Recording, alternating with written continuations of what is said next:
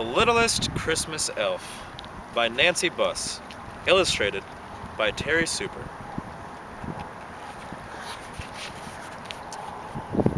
Alistair the elf was excited.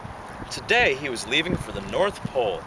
The whole village of Elven Corners had come to say goodbye. Even the mayor was there. This year Santa has sent for our merriest elf to join his workshop, the mayor said.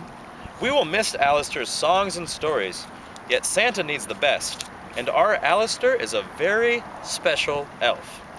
I think that's the mayor right there. I think this guy's Alistair too. Okay.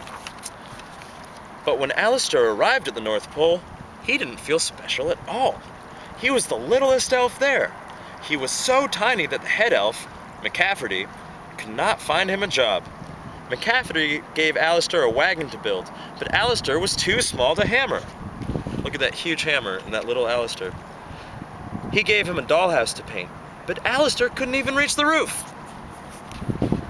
He gave him some bears to stuff, but that didn't work either.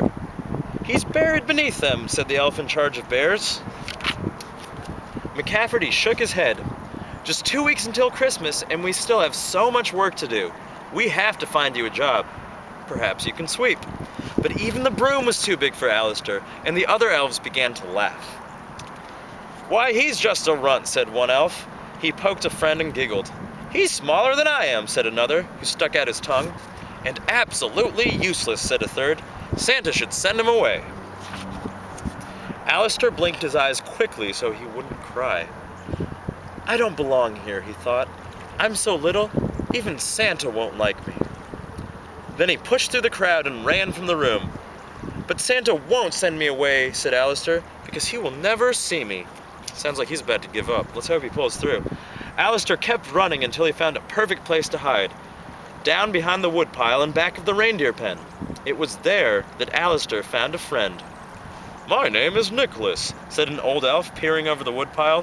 What's yours? Alistair answered in a whisper. Nicholas shook his hand. I'm glad to know you, he said. Would you like to help me with the reindeer? When Alistair nodded, Nicholas lifted him up onto his shoulders, and the two of them chattered and sang while they fed and watered the reindeer. Alistair was so happy to find a friend that he returned to the reindeer pen the next day, and the next.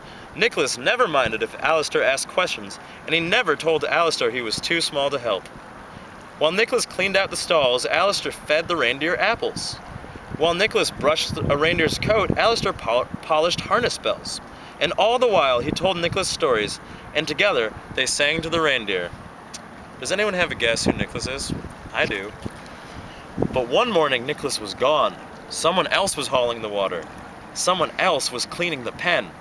Where's Nicholas? Alistair asked.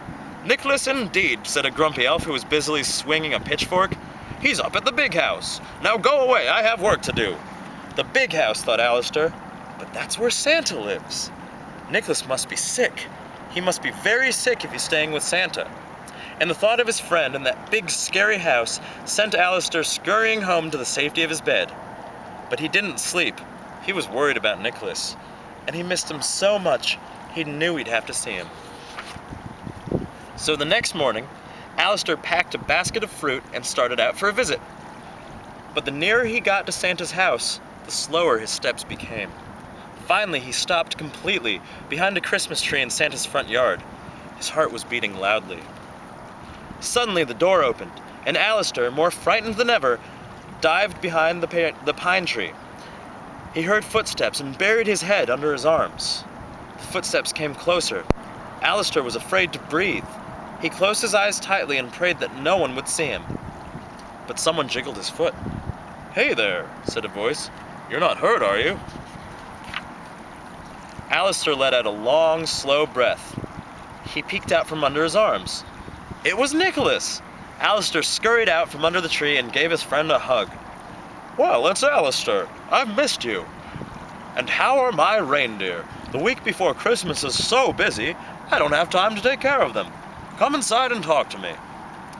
And before Alistair could say a word, his friend had hoisted him onto his shoulders and began walking towards the house. No, no, Alistair cried. I can't go in there. Put me down. And he wiggled and squirmed so much that the old elf did.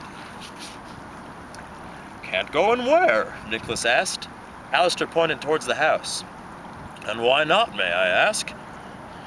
Because Santa won't like me, and he'll send me home. Why would he do that? Asked Nicholas. Because I'm little, and I can't do anything right, and the old elf interrupted. Why, that's just nonsense, he said. You're a big help to me. In fact, I have a special job just for you. A special job? Asked Alistair. For me? Exactly right, said Nicholas. You're coming with me this year when I make my deliveries. Deliveries? Said Alistair. The toys to the children on Christmas Eve, said Nicholas.